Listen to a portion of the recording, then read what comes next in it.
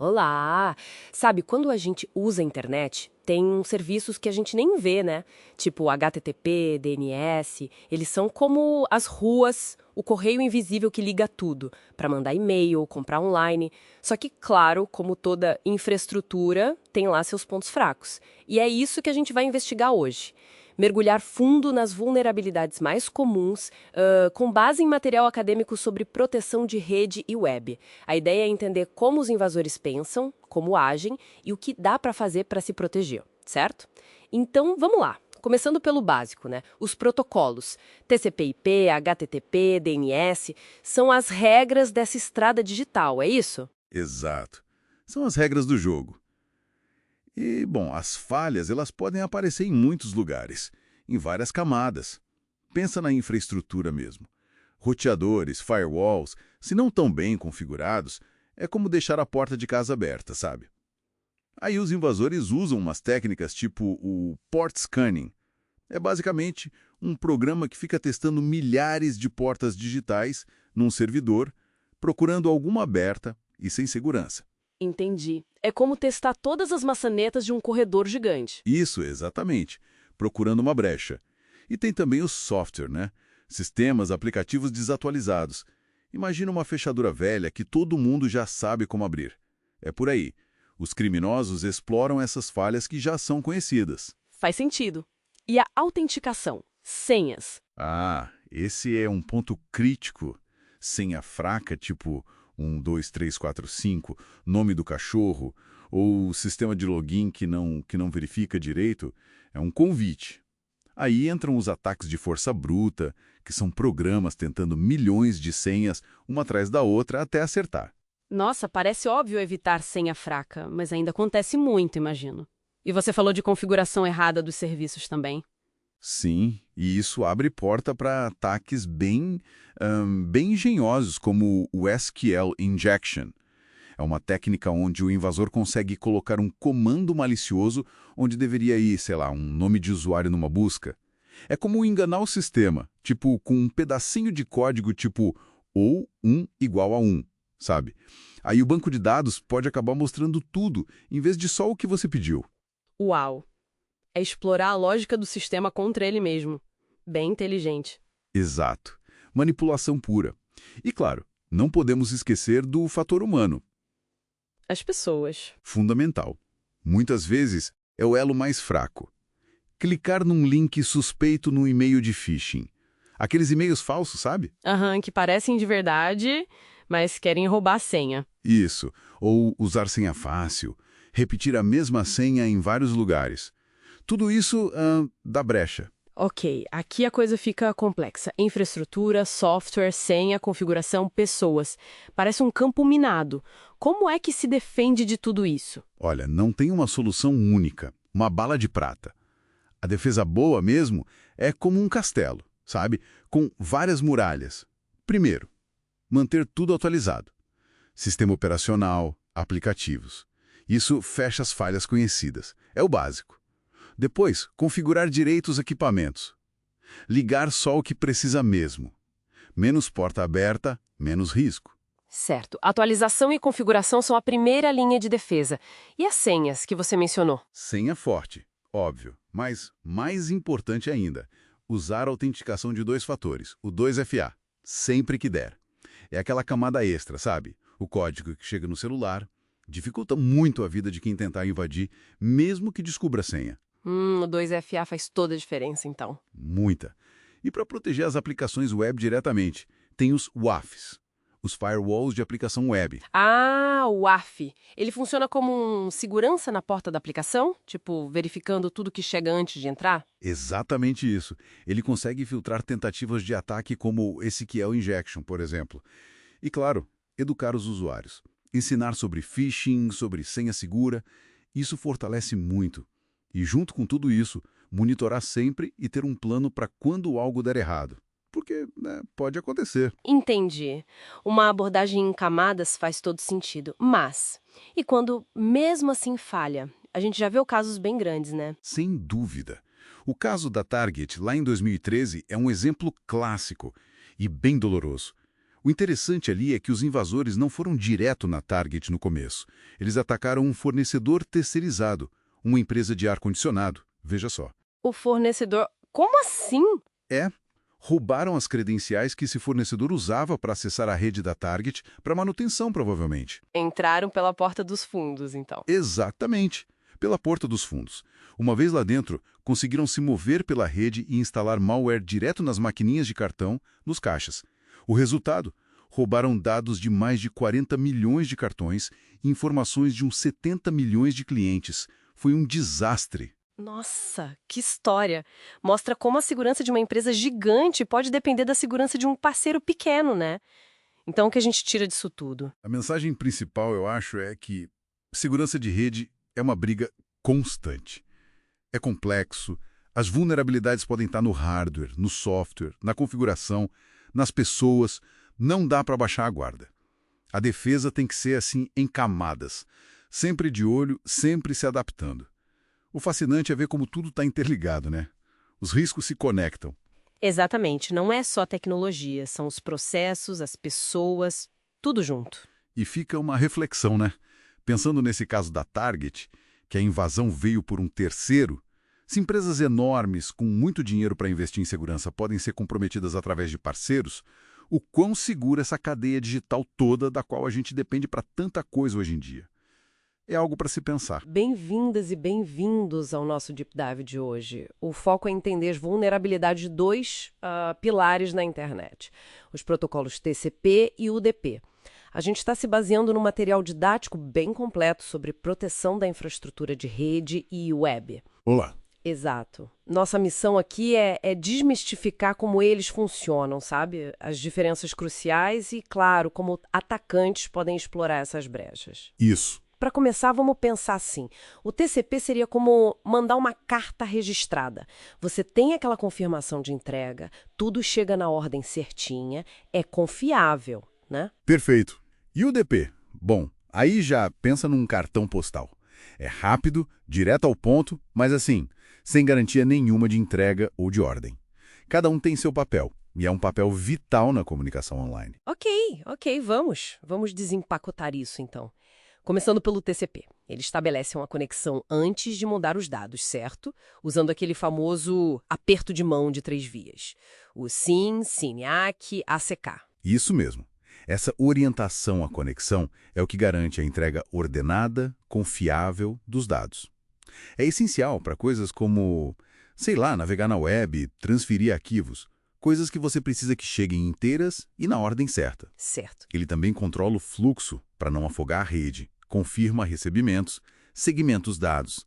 É bem robusto. Entendido. E o DP, o tal do cartão postal? Ele é mais solto, então? Bem mais simples. Não tem essa cerimônia toda de estabelecer conexão. Ele só envia os pacotes, que a gente chama de datagramas. Pimba. Enviou. Direto assim? Direto. Rápido, leve, mas sem garantias. Não confirma, não reordena, nada disso. Ah, por isso que ele é bom para coisas tipo streaming de vídeo ou jogo online, né? Onde perder um pedacinho da informação não é o fim do mundo, mas a velocidade é tudo. Um pequeno soluço é melhor que travar esperando. Exatamente. A latência baixa é a chave aí. Só que essa simplicidade toda, essa falta de verificação, digamos assim, é justamente onde a segurança fica mais frágil. Ele se torna um alvo mais fácil. E é aí que a coisa fica interessante, né? Os ataques. No TCP, como que exploram essa coisa da conexão, do handshake? O tal do SYN Flood é um clássico, não é? É um exemplo perfeito. O atacante basicamente inunda o servidor com pedidos de conexão, os pacotes SYN. Só que ele nunca completa o aperto de mão. Ele não manda o ACK final. E aí o servidor fica esperando. Fica esperando, coitado. Alocando recursos para cada uma dessas conexões fantasmas. É como uma central de telefone que recebe 1 milhão de chamadas, atende, mas ninguém fala nada do outro lado.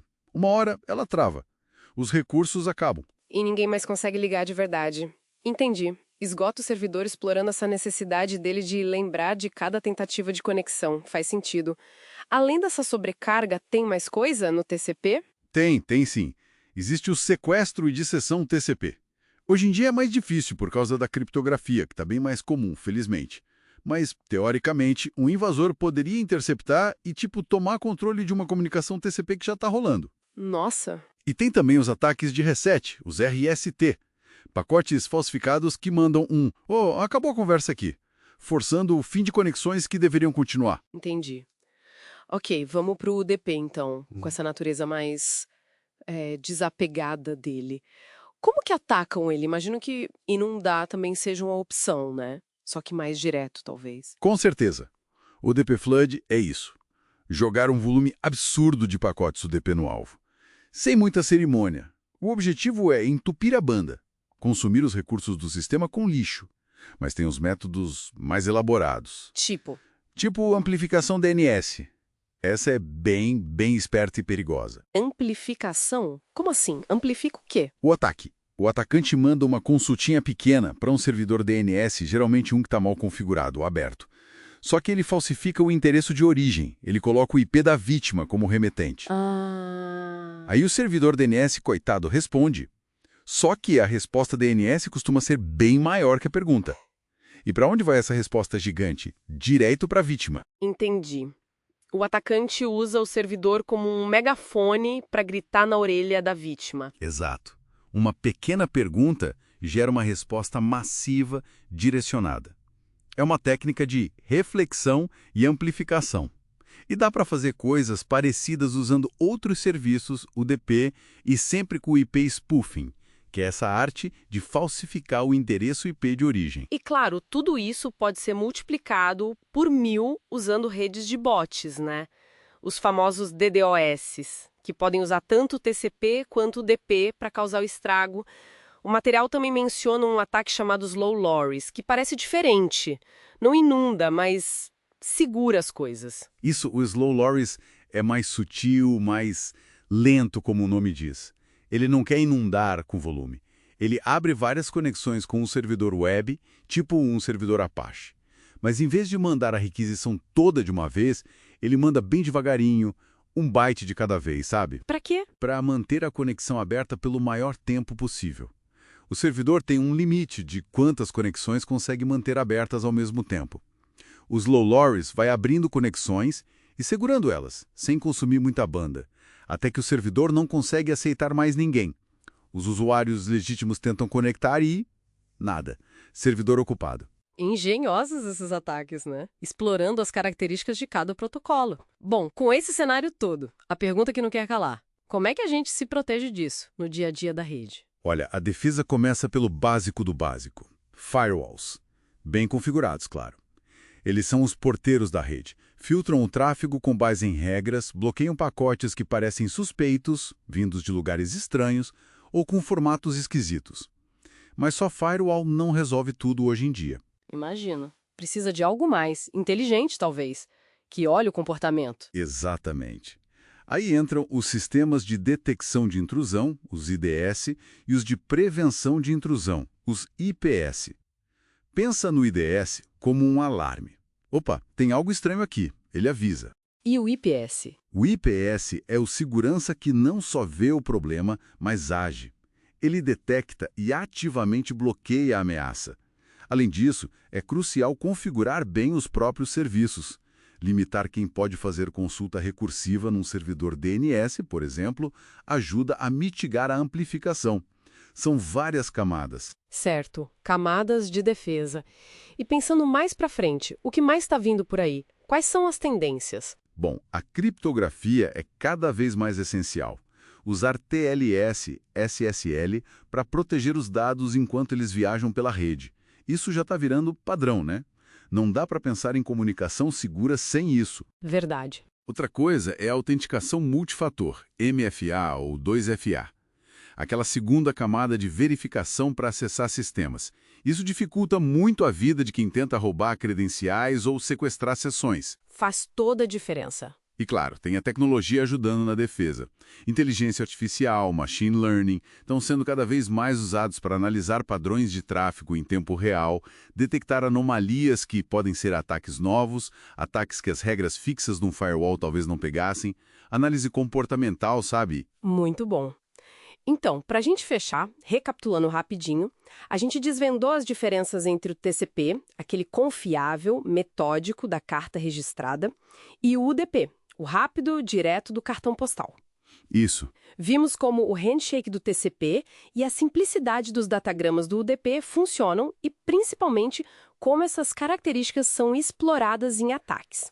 Falamos de SYN floods, sequestro de sessão no TCP, UDP floods, amplificação DNS no UDP, além dos low lowers. Exato. E aí passamos pelas defesas essenciais. Firewalls filtrando na porta, IDS e IPS monitorando e agindo, criptografia protegendo a mensagem e MFA blindando o acesso. Perfeito. E fica aqui uma reflexão, né? Essa eterna tensão, a confiabilidade do TCP versus a velocidade do UDP, é um dilema central da internet desde sempre. Como será que os futuros protocolos de transporte vão lidar com isso? Será que a gente vai ver surgir algo que consiga, sei lá, equilibrar melhor essas duas pontas? Oferecer o melhor dos dois mundos, sem, claro, abrir um novo leque de vulnerabilidades complexas.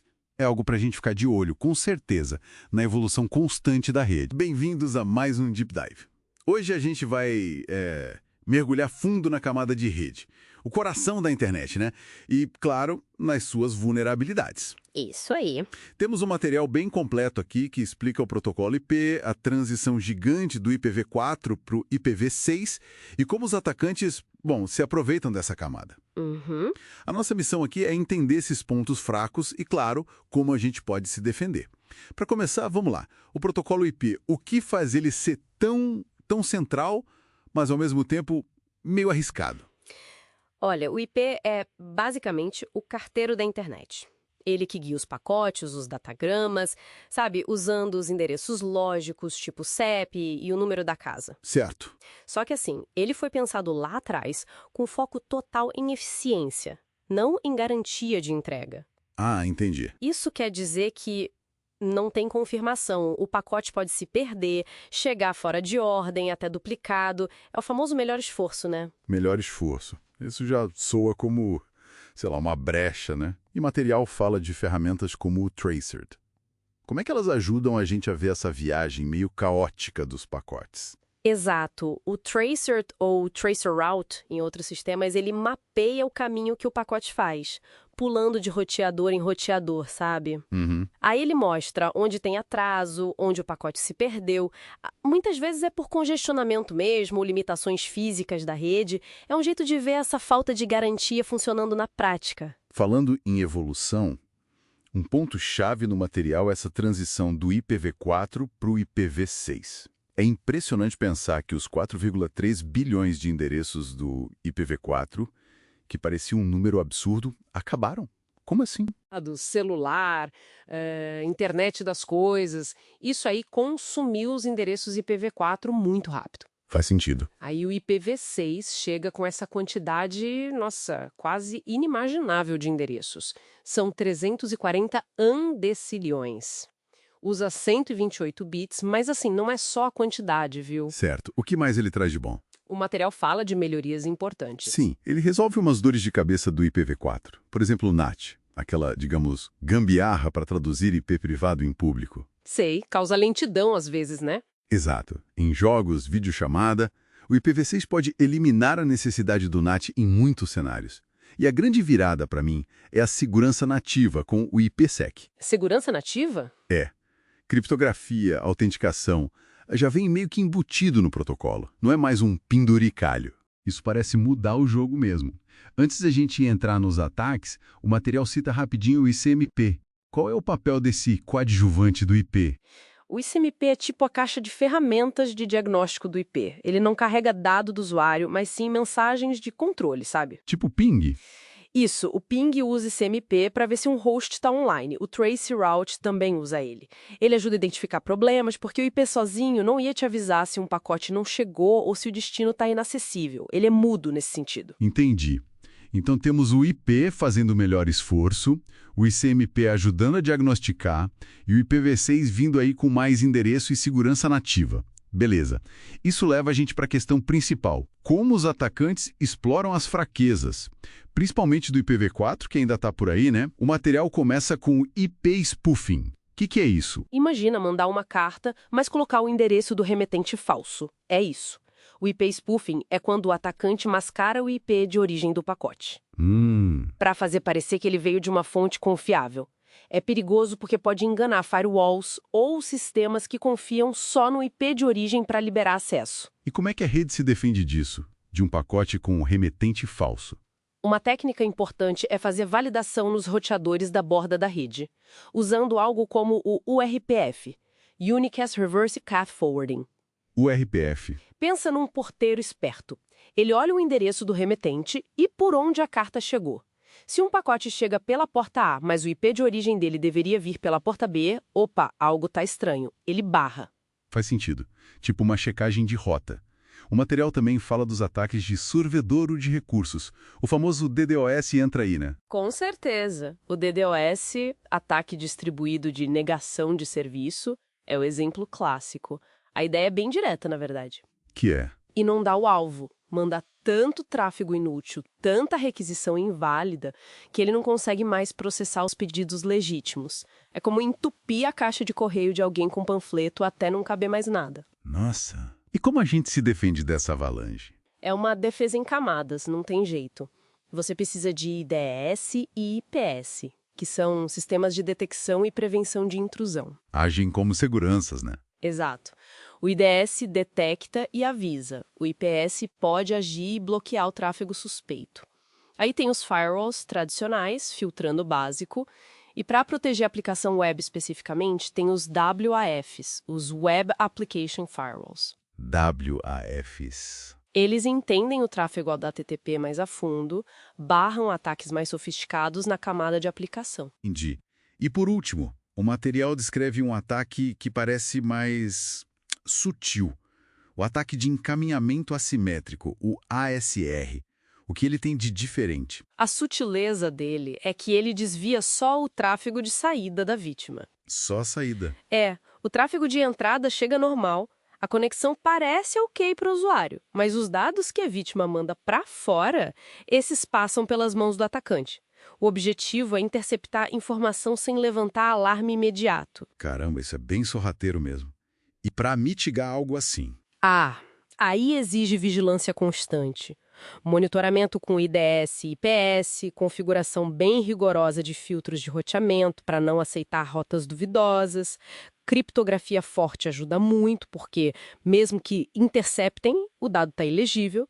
E, claro, manter tudo atualizado sempre. Ok, então, recapitulando um pouco. Vimos que a camada de rede, apesar de essencial, tem sim suas fragilidades, muito por causa do design original do IP, né? Essa coisa do melhor esforço. Exato. E aí surgem ataques como o spoofing para se passar por outro, o DDoS para sobrecarregar e esse ASR para desviar dados na moita. Isso, e a transição para o IPv6, principalmente com o IPsec já vindo junto, é uma promessa grande de melhorar a segurança lá na base da rede. Mas, claro, a complexidade de migrar tudo e as vulnerabilidades que ainda podem existir, mesmo no IPv6, mostram que, defender a rede continua sendo um desafio constante. Não dá para relaxar. Com certeza. Isso deixa a gente com uma pergunta interessante para pensar, né? Se o IPsec se tornar o padrão de segurança fim a fim ali na camada de rede com o IPv6, como isso realmente muda a forma como a gente pensa e constrói a segurança online? Comparando com essa abordagem de hoje de ficar adicionando camadas e mais camadas de segurança em cima do IPv4. É uma ótima reflexão. Fica aí pro pessoal pensar. Valeu. Olá. Hoje o nosso mergulho vai num tema super importante, a proteção da nossa infraestrutura de rede e web. Essencial hoje em dia, né? Com certeza. A gente vai se basear num capítulo de material didático sobre cibersegurança. Isso. E o objetivo aqui é entender o que é um centro de operações de segurança, o famoso SOC. Exato. Como ele funciona, qual o papel dele na defesa e que ferramentas ajudam nisso. E por que isso é tão relevante? Bom, falhas de segurança afetam todo mundo, né? Empresas perdem dados, reputação. E serviços que a gente usa podem parar, afeta indivíduos também. Pois é, o material até destaca que ter um SOC é mudar a postura, sair do reativo e ir para o ativo, uma necessidade estratégica mesmo. Bom, vamos lá então. Para começar, o que é exatamente um SOC? Aqui no Brasil, a gente chama de Centro de Operações de Segurança, né? Isso. Pensa nele como uma combinação de 3 coisas: pessoas, os especialistas, processos bem definidos e tecnologia. É tipo uma central de comando para a segurança. Ah, entendi. E pode ser dentro da empresa mesmo ou terceirizado? Exatamente. Pode ser interno ou um serviço que a empresa contrata. Depende muito da necessidade e do tamanho da organização. Legal. E quais são as responsabilidades principais? O material divide em 3, é isso? Isso, 3 pilares. O primeiro é a prevenção. É agir antes que o problema aconteça, sabe? Tipo manutenção? Fiz Symantec como exemplos e fazer aquelas varreduras para achar pontos fracos, as avaliações de vulnerabilidade com ferramentas como Nessus, por exemplo. Entendi. Proatividade total. E o segundo? O segundo é a detecção. Aqui é monitoramento constante. Ficar de olho em redes, sistemas, bancos de dados, procurando qualquer coisa estranha, atividade suspeita. E como eles fazem isso? Com tanto dado? Aí entram tecnologias como os sistemas de detecção de intrusão, o IDS, tipo o Snort, Suricata, e as plataformas CIEM, como o Splunk ou Elk Stack. Essas ajudam a juntar e analisar tudo, a dar sentido a esse mar de informações. Imagino que gere muito alerta isso, né? O material fala desse desafio, da fadiga de alerta. Fala sim, é um ponto super importante, por isso que os processos e essas ferramentas de correlação, o CIEM que eu falei, são cruciais para separar o joio do trigo, né? Faz todo sentido. E isso leva à terceira função, a resposta rápida. Achou algo, tem que agir na hora. Isolar o problema, corrigir a falha, bloquear o ataque e, claro, investigar para saber o que aconteceu. E usam ferramentas específicas para isso também, imagino. Sim, usam ferramentas de orquestração para automatizar algumas ações e de forense digital para investigar a fundo. Interessante. Falando em centros de operação, o material também cita o NOC, Network Operations Center. Qual a diferença para o SOC? Porque às vezes confunde. Ótima pergunta. É uma confusão comum. Olha, o NOC foca mais na operação da rede no dia a dia.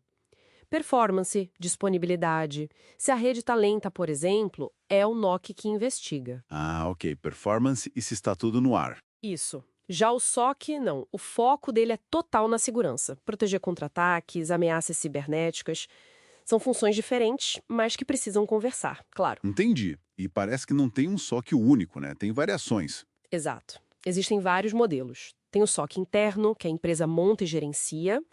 Geralmente dá mais controle, mas... Mais caro, imagino. Normalmente sim. Aí tem o terceirizado, que pode ser mais barato, mas talvez com menos controle direto. Tem o virtual, na nuvem, mais flexível. Híbrido também, misturando os dois. Também híbrido, centralizado, descentralizado e até em níveis, tipo nível 1, nível 2, nível 3, para lidar com a complexidade dos incidentes. A escolha depende muito da empresa. Ok, pessoas e processos são fundamentais, mas a tecnologia é que dá o poder de fogo, né? O material deve destacar algumas ferramentas-chave, certo?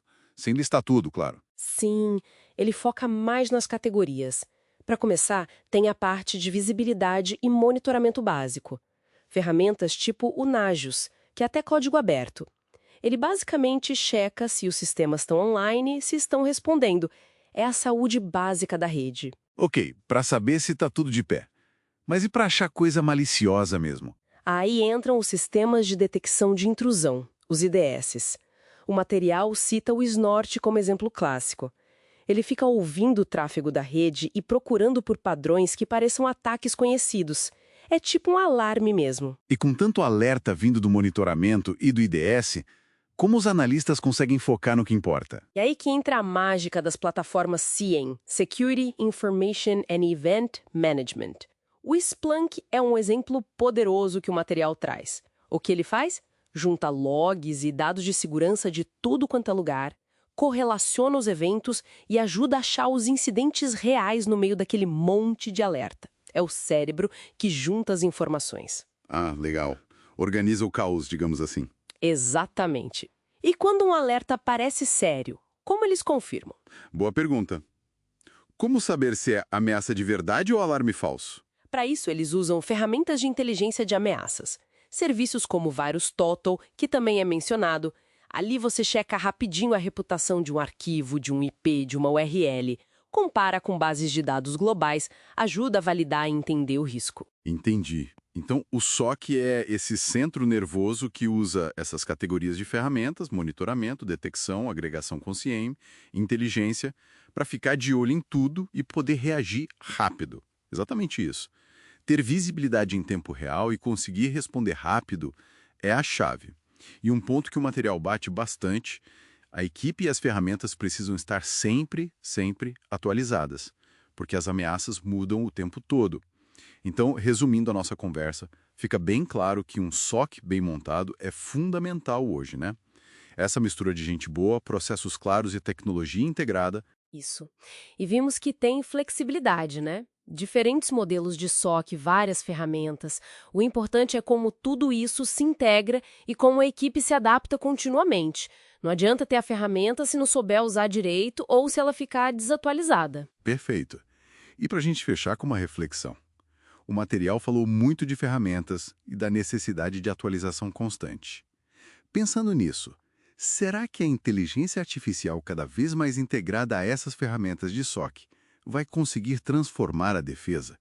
Mudar de algo que hoje é muito reativo para algo realmente preditivo, que antecipa o ataque?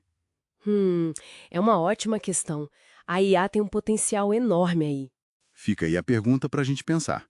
Como será o futuro próximo da defesa cibernética com essa força da IA? Olá, bem-vindos a mais um Deep Dive.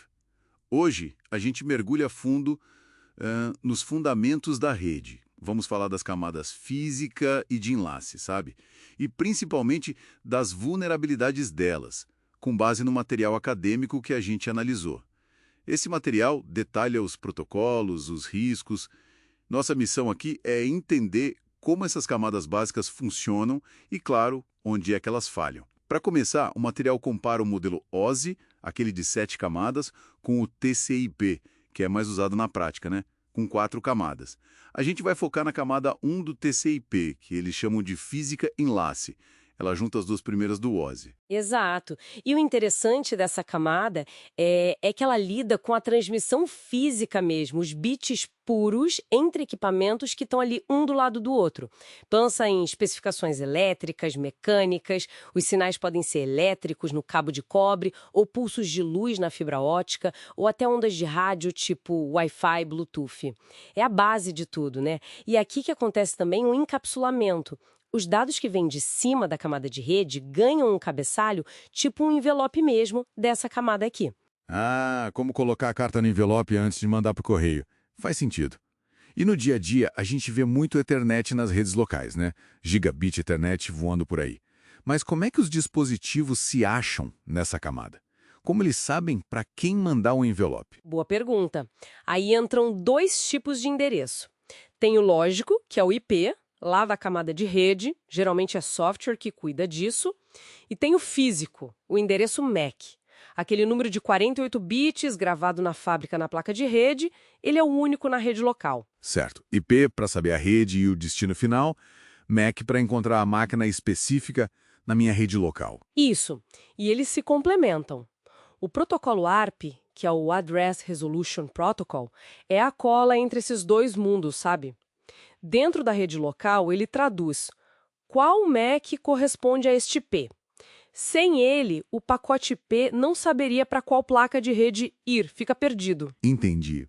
O carteiro ARP pergunta na vizinhança, rede local, quem mora na casa com o número tal, IP, para entregar a carta, pacote na porta certa, MAC. Perfeito, é isso aí. Mas como o material aponta, essa base não é tão firme assim, né? Tem umas rachaduras. E é aqui que o negócio fica interessante. Quais são os principais riscos? Sim, não existe camada 100% segura.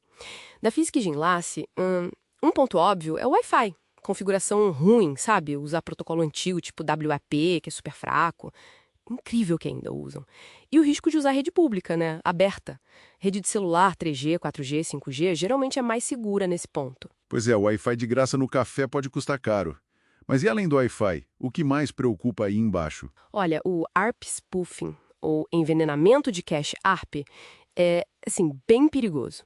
Basicamente, um atacante na mesma rede local começa a mandar mensagens ARP falsas. Ele diz, por exemplo, olha, o MAC do gateway da rede, aquele que leva para a internet, sou eu aqui. E ele associa o MAC dele ao IP do gateway. Nossa, então ele engana todo mundo na rede, vira um tipo de pedágio falso para interceptar o tráfego? Exatamente. Ele se torna o homem do meio, o man in the middle. E tem ferramenta que faz isso fácil, tipo o EtherCap. Que coisa. E tem mais? Tem o sniffing, que é basicamente farejar o tráfego da rede.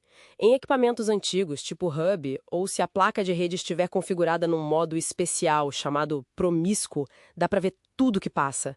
Se a comunicação não for criptografada, tipo senha de FTP antigo, já era. O Wireshark é uma ferramenta clássica para isso, para análise, né? Legítimo ou não. Credo. Pensar em senhas passando abertas, assim, e os serviços básicos como o DHCP, que dá os IPs para a gente conectar, ele também é vulnerável. Com certeza. Tem o DHCP Starvation. O atacante manda um monte de pedido de IP, usando MACs falsos, só para esgotar os IPs disponíveis no servidor. Ninguém mais conecta. Ah, para causar negação de serviço? Isso. E pior ainda é o DHCP Spoofing. Aí um servidor DHCP falso entra na rede. Ele começa a distribuir configurações erradas para os clientes. Um endereço de DNS malicioso ou um gateway que na verdade é o atacante. Para redirecionar o tráfego das vítimas, entendi. E você mencionou o VLANs também. Sim, o salto de VLAN ou VLAN hopping. Se as VLANs, que são redes lógicas separadas dentro do mesmo switch, estiverem mal configuradas, às vezes dá para pular de uma para outra sem permissão. Uau, quanta coisa! Numa camada que a gente pensa que é só cabo e sinal elétrico. Como é que a gente se defende disso tudo? O que o material sugere? Bom, existem mitigações importantes. Uma delas é usar o Port Security no switch. Com isso, você pode dizer, nesta porta aqui, só pode conectar este endereço MAC específico ou só podem conectar no máximo 2 MACs. Ajuda muito contra ARP spoofing e outros ataques. Ah, legal. É tipo colocar um segurança na porta do switch, conferindo a identidade de quem chega. É uma boa analogia, sim. Outra coisa é o DHCP Snooping. Ele ajuda o switch a validar as mensagens DHCP.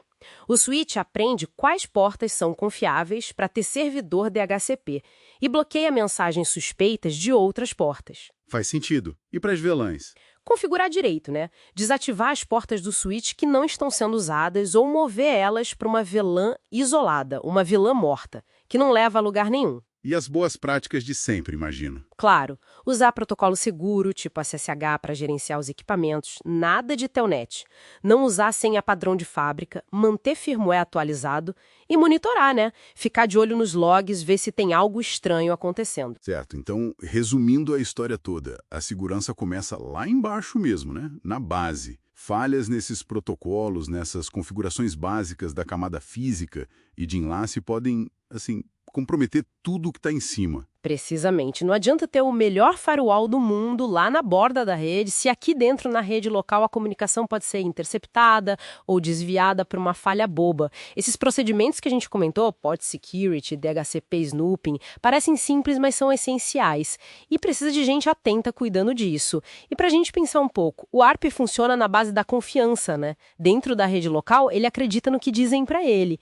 Que outras premissas de confiança, assim, talvez escondidas, existem nos protocolos fundamentais da internet? E como elas poderiam ser exploradas de formas que a gente ainda nem consegue prever direito? Fica aí a reflexão.